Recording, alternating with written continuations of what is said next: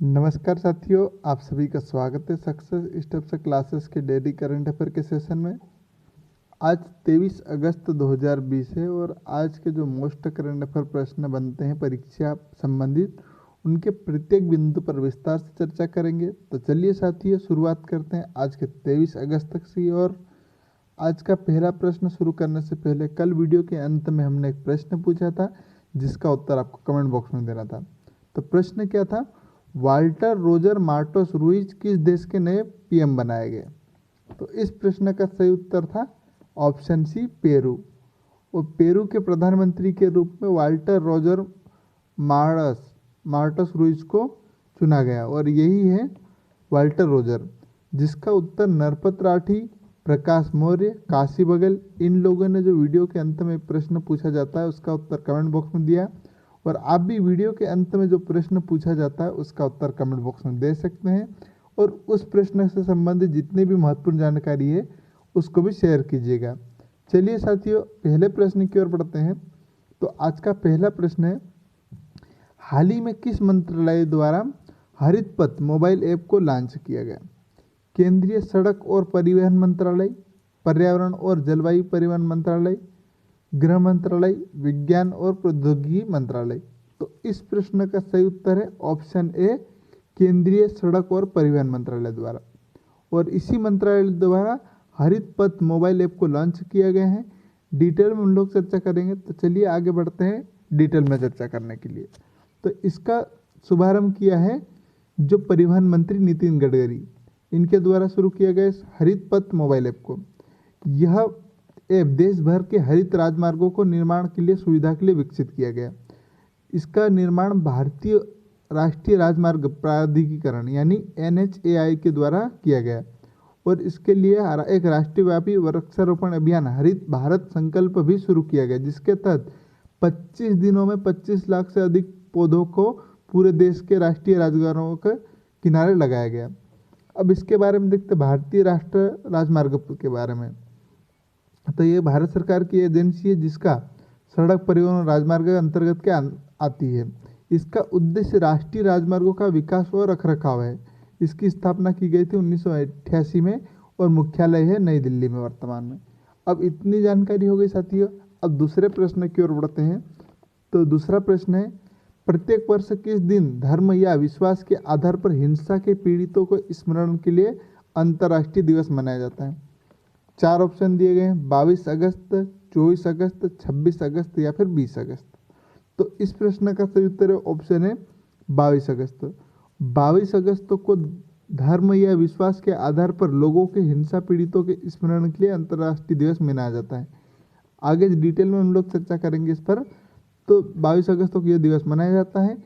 इस दिन की स्थापना धर्म या विश्वास के आधार पर लोगों के बढ़ते मामलों के एक सीधी प्रतिक्रिया है, जिसमें अंतर्राष्ट्रीय अपराधों की सबसे गंभीर अभिव्यक्तियां जैसे मानवता के खिलाफ अपराध, युद्ध और यहाँ तक कि नरसंहार शामिल है।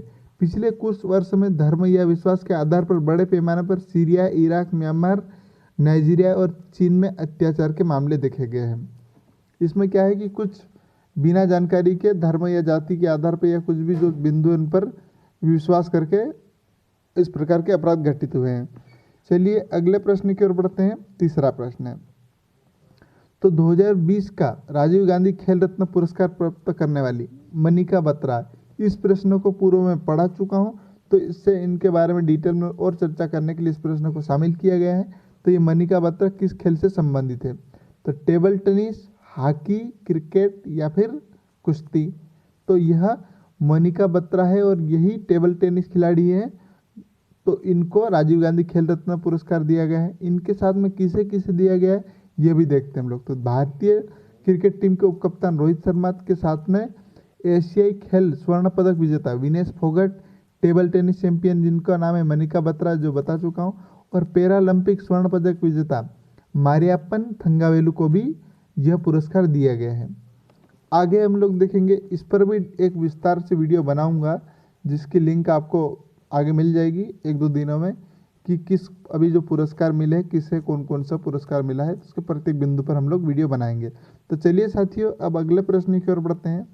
तो चौथा प्रश्न है, आदिवासी बच्चों को उनकी मातृभाषा में शिक्षा देने के लिए नमत बसई कार्यक्रम किस राज्य में चलाया जा रहा है? 4 ऑप्शन है, केरल, कर्नाटक, मिजोरम या फिर मध्य प्रदेश। तो इस प्रश्न का सही उत्तर है ऑप्शन है केरल। केरल राज्य सरकार द्वारा आदिवासी बच्चों को उनकी मातृभाषा में शिक्षा देने के लिए नमत बसई कार्यक्रम को लॉन्च किया गया है। इसके बारे में विस्तार से समझते हैं हम लोग। तो देखिए, हाल ही में देखा गया कि केरल एक नमत बसई कार्यक्रम आदिवासी बच्चों को स्कूल वापस लाने में सफल रहा। यह केरल सरकार का आदिवासी को उनकी मातृभाषा में पढ़ाने का कार्यक्रम है और यह समग्र शिक्षा केरल द्वारा क्रियान्वित है, जिसके तहत सैकड़े आदिवासी बच्चों को उनकी मातृभाषा में ऑनलाइन कक्षाओं के माध्यम से पढ़ाया जा रहा है। SSK ने लगभग 50 लैपटॉप विशेष रूप से नमत बसई के लिए वितरित किए गए, जिसके द्वारा प्री रिकॉर्डेड कक्षा एक यूट्यूब चैनल के माध्यम से दी जाती है। नमत बसई को वायनाड, इडुक्की जिले में आदिवासी इलाकों में पेश किया जा रहा है। इडुक्की में ओराली, मुतवन, पनिया भाषाओं में यह कक्षाएं संचालित की जा रही है। अब ये केरल ने किया है, तो केरल के बारे में भी समझना हम लोगों को जरूरी है।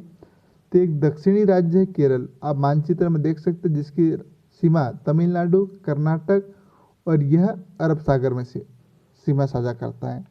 इसकी राजधानी की बात करते हैं तो तिरुवनंतपुरम राजधानी है और पिनराई विजयन यहाँ के मुख्यमंत्री। राज्यपाल आरिफ मोहम्मद खान है और लोकसभा की सीटें यहाँ पर 20 है, राज्यसभा की 9 सीटें, विधानसभा की 140 सीटें। और यहाँ पर देखते हैं तो एराविकुलम राष्ट्रीय उद्यान, साइलेंट वैली नेशनल पार्क, चिनार वन्यजीव अभ्यारण्य, कुमारकोम पक्षी अभ्यारण्य, पेरियार वन्यजीव अभ्यारण्य और इडुक्की वन्यजीव अभ्यारण्य यहाँ पर स्थित है। प्रमुख बांध की बात करते हैं हम लोग तो इडुक्की बांध पेरियार नदी पर स्थित है और मुल्ला पेरियार बांध जो कि पेरियार नदी पर स्थित है, तथा चिमनी बांध जो चिमनी नदी पर स्थित है। अन्य की बात करते हैं हम लोग तो यहाँ पर केरल में शिशुओं की मृत्यु दर भारत में सबसे कम है। आगे हम लोग और केरल के बारे में देखेंगे। तो केरल का लोक नृत्य, यहाँ पर प्रश्न कई बार पूछा जा चुका है। तो ये कथकली है, कुड़िया अट्टम है, मोहिनी अट्टम, काली अट्टम या कोलकली। ये कथकली के बारे में कई बार प्रश्न पूछा जा चुका है, तो इस पर ध्यान दीजिएगा। अब नदियाँ के बारे में देखते हैं हम लोग। यहाँ पर कावेरी, पेरियार, पंपा, मणिमाला, नेन्नार आदि नदी बहती है। और अन्य प्रमुख की बात करते हैं तो सबरीमाला मंदिर, ये हाल ही में मंदिर चर्चा में रहा था। महिलाओं को प्रवेश के लिए सुप्रीम कोर्ट से निर्देश होने के बाद यहाँ पर महिलाओं को प्रवेश के लिए अनुमति मिली है। और भारत का पहला और सबसे ज़्यादा साक्षर राज्य केरल है। पलक्कड़ जिले में ओलावट्टम में भारत का पहला रक्षा औद्योगिक पार्क भी केरल में स्थित है। केरल के लिए तिरूर पान का जो हाल ही में GI टैग दिया गया है। तो इतनी जानकारी केरल से संबंधित हो गई। अब आगे देखते हैं हम लोग 5वां प्रश्न। तो किस देश में उपराष्ट्रपति पद के लिए भारतीय मूल की कमला हैरिस को नामांकित किया गया? ब्रिटेन, अमेरिका, कनाडा या फ्रांस? तो इसका सही उत्तर है ऑप्शन बी, अमेरिका। अमेरिका में उपराष्ट्रपति पद के लिए भारतीय मूल की कमला हैरिस, जिनका चित्र देख सकते हैं, और इन्हीं को उपराष्ट्रपति पद के लिए एक पार्टी ने नामांकित किया गया, जिसका नाम है पार्टी का डेमोक्रेटिक पार्टी। के राष्ट्रीय अधिवेशन में जमैकन और भारतीय मूल की कमला हैरिस को उपराष्ट्रपति पद के लिए नामांकित किया गया। कोरोना संकट की वजह से यह अधिवेशन वर्चुअल आयोजित किया, यानी ऑनलाइन आयोजित किया गया। डेमोक्रेटिक पार्टी की ओर से राष्ट्रपति पद के लिए नामांकित जो बिडेन ने कैलिफोर्निया सीनेटर कमला हैरिस को उपराष्ट्रपति पद के लिए नामांकित किया था, जिस पर अधिवेशन ने मुहर लगाई। इस अवसर पर पूर्व राष्ट्रपति बराक ओबामा और राष्ट्रपति की पूर्व उम्मीदवार हिलेरी क्लिंटन भी मौजूद थे, जिन्होंने सभी ने साथ लेकर चलने के लिए अमेरिका का निर्माण का संकल्प लिया। अब कमला हैरिस के बारे में देखते हैं। यह न केवल पहली अश्वेत महिला बल्कि पहली भारतीय अमेरिकी मूल की महिला जो अमेरिका में उपराष्ट्रपति पद के लिए नामांकित की गई। इस अवसर पर कमला हैरिस ने स्वीकार्यता भाषण में राष्ट्रपति डोनाल्ड ट्रंप पर जो ये सब हमला किया है, जुबानी हमला, और इसके बाद इन्होंने ट्वीट कर सभी कानून सम्मत अधिकार प्रदान किए जाने वाले अश्वेत अमेरिकी जॉर्ज फ्लॉयड और ब्रोना टेलर की मौत के व्यर्थ नहीं जाने की बात भी कही है। और कमला हैरिस का मुकाबला रिपब्लिकन पार्टी की ओर से उपराष्ट्रपति के पद के दावेदार कौन है? माइक पेंस, जो वर्तमान में भी उपराष्ट्रपति है, इनसे होगा।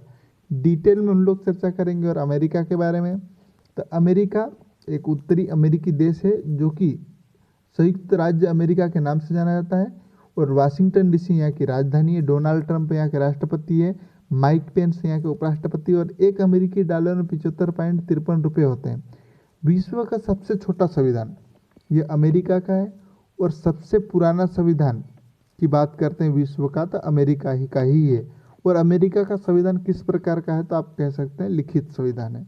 ये प्रश्न कई बार पूछा जा चुका है, इसलिए आप इसे नोट कर लीजिएगा। अब मानचित्र में हम लोग देखेंगे तो यह हमारा भारत है।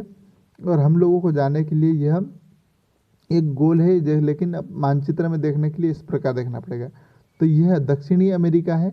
और इसके बाद ये उत्तरी अमेरिका है। यहाँ पर देख सकते हैं आप संयुक्त राज्य अमेरिका, जिसका एक और राज्य है अलास्का, यह यहाँ पर स्थित है, जो कनाडा के बाद में स्थित है। आगे देखेंगे हम लोग। अब छठवां प्रश्न है, किस राज्य में नवगठित राष्ट्रीय भर्ती एजेंसी, जो केंद्र सरकार की राष्ट्रीय भर्ती एजेंसी द्वारा आयोजित परीक्षा के आधार पर सरकारी नौकरी प्रदान करेगा? तो ये कौन सा राज्य है? केरल, कर्नाटक, मिजोरम या फिर मध्य प्रदेश?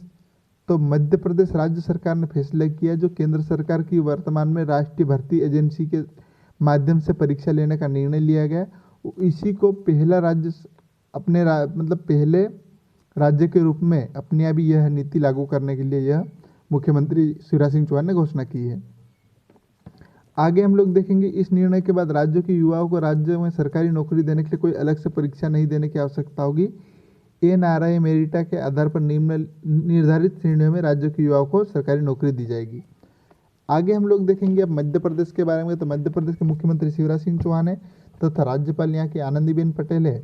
और देश का सबसे क्षेत्रफल के मामले में दूसरा सबसे बड़ा देश है, राज्य है।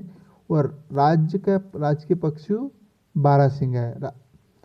मध्य प्रदेश का राजकीय पक्षी एशियाई पैराडाइज फ्लाई कैचर यानी दूधराज है। और राष्ट्रीय फूल यहाँ पर पलाश है। आगे मानचित्र में देखेंगे तो ये हमारा भारत स्थित है। और भारत हृदय प्रदेश, लघु भारत, नदियों का मायका या अन्य नामों से जाने जाने वाला मध्य प्रदेश, इसकी उत्तरी सीमा सबसे उत्तरी जिला मुरैना है, सबसे दक्षिणी जिला बुरहानपुर और सबसे पश्चिमी जिला अलीराजपुर है। अब यहाँ पर पूर्व जिला की बात करें तो सिंगरौली जिला है। और यहाँ पर देखिए तो ये छत्तीसगढ़ के साथ 6 जिलों के साथ सीमा साझा करता है तथा उत्तर प्रदेश के साथ 13 जिलों के साथ सीमा साझा करता है। और महाराष्ट्र राजस्थान के साथ 10 जिलों के साथ सीमा साझा करता है। और गुजरात के साथ ये सिर्फ 2 जिलों के साथ सीमा साझा करता है। तथा अब यहाँ हम लोग को देखते हैं महाराष्ट्र, तो महाराष्ट्र के साथ 9 जिलों के साथ सीमा साझा करता है। अब साथियों मध्य प्रदेश से इतनी जानकारी हो गई, जिसकी राजधानी भोपाल है। और इसका गठन हुआ था 1 नवंबर 1956 में। और पुनर्गठन 1 नवंबर 2000 को हुआ था। पुनर्गठन ये होता है कि इससे एक राज्य अलग हुआ, छत्तीसगढ़, इसके बाद पुनर्गठित हुआ है। और यह इस प्रकार से वर्तमान में 52 जिलों के साथ कार्यरत है। जो 52वां जिला यहाँ पर निवाड़ी है। तो इतनी जानकारी हो गई साथियों। अब आज का प्रश्न है जिसका उत्तर आपको कमेंट बॉक्स में देना है। तो प्रश्न क्या है? लुइस रोडोल्फो ने किस देश के राष्ट्रपति के रूप में शपथ ली? ये प्रश्न इस प्रकार से इसलिए लिए जा रहे हैं ताकि एक प्रकार सीरीज चला रहे अपन कि इस प्रकार से प्रश्न है यह पूछे जा सकते हैं, इसलिए ये लगातार नियुक्ति की जा रही है, उन्हीं को प्रश्न लिया जा रहा है। इसके बाद दूसरा टॉपिक हम लेंगे। तो 4 ऑप्शन दिए गए, इजराइल, नेपाल, श्रीलंका और डोमिनियन गणराज्य। इस प्रश्न के बारे में जितनी आपको विस्तार से जानकारी मिले यह लिखिएगा साथियों। धन्यवाद। जय हिंद, जय भारत। वीडियो को यहीं समाप्त करते हैं। Have a nice day.